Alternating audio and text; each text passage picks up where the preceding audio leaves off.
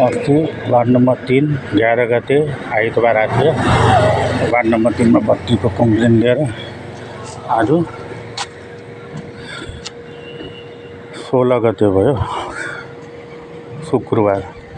आज फेरि आज त्यहाँ बत्ती बनाएन। अहिले पूरा लाइन रङशालाको पछाडि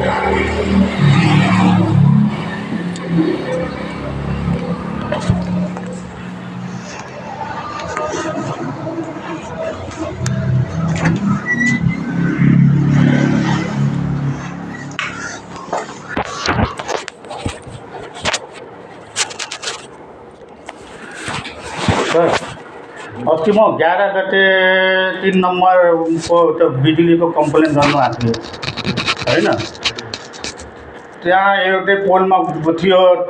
त्यहाँ अहिले 1.5 महिना भइसक्यो। त्यो 1.5 महिना त्यहाँ 3 चोटि उहाँ डाक्टर साहबले भनिसक्यो तपाईको रङशालाको पश्चिमतिरको जुन सिधा बाटो छ नि, सिधा स्ट्रेट, त्यो बाटोको पुरा अँधेरा छ बत्ती है नि। अहिलेसम्म बनाएन किन? म 11 गते कम्प्लेन गर्ने, तपाईँ त्यो बेला हेलमेट लगाएर एयरपोर्टतिर जानुभयो है र।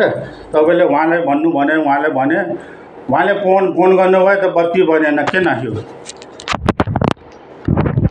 3 नम्बरको उहाँले फोन गर्नुभयो, गएन। आज 11 गते मैले यहाँ कम्प्लेन गरेको हो हैन। आज कति गते भयो? 16 गते भयो आज हैन। उहाँ डाक्टरले पहिले 3-4 चोटि फोन गरेर भनिसक्यो। उहाँ सबै कोही डाक्टर छ, कोही तपाईको मास्टर हो हैन। तिनीहरू त यहाँ बडामा टाइम आउनु पाउँदैन है। अब तिनीहरूले मलाई भने अब त्यहाँ त हैन, अब के गर्नु? उहाँले 1.5 महिना भइसक्यो। एक पोलको थियो, अहिले पूरा पोलको गइसक्यो। अब पूरा अँधेरा छ। अहिले चोरहरू लाग्दैछ, तपाईँलाई थाहै छ चोरी कति हुँदैछ। अँधेरा छ, के गर्नुहुन्छ? आज शुक्रबार 16 गते 16 गते होइन आज होइन, आज 16 गते हो कि होइन? म अस्ति आइतबार आएको हो कि होइन? के गर्नुहुन्छ? के भनमा मैले भनेको सुन्दैन। अस्ति तपाईँले भन्नुभयो, अध्यक्षले पनि भनेर सुन्दैन त के हो यो विद्युतको? अध्यक्षलाई भने छैन उहाँले। अस्ति भने अध्यक्षको पनि कुरा मान्दैन त्यो विद्युतवाला, त्यो नगरपालिका जान्छ। के हो यो?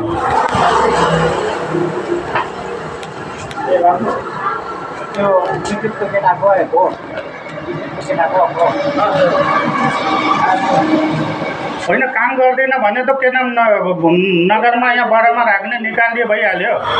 आज 1 महिनाको माथि भइसक्यो, त्यहाँ बत्ती छैन। फ्रीमा त्यो हाम्रो त्यो पैसाको त्यो उसले तलब खानु पाउँछ।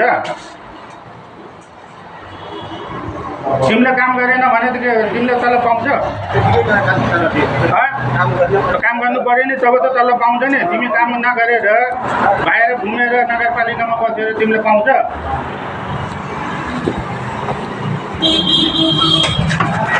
के भन्नु?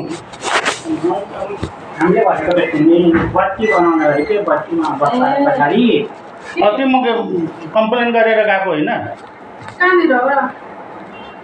वार्ड नम्बर 3 तपाईँको त्यो रङशालाको पश्चिमतिर जुन बाटो छ नि सिधा, त्यो डाक्टरहरू बस्ने ठाउँमा बत्ती छैन। के भयो? 1 महिना 1.5 महिना भइसक्यो। 1.5 महिनादेखि खुट्टा दुखेछ। अरू आदमी मान्छे त पठाउनु पर्छ। एउटै हो त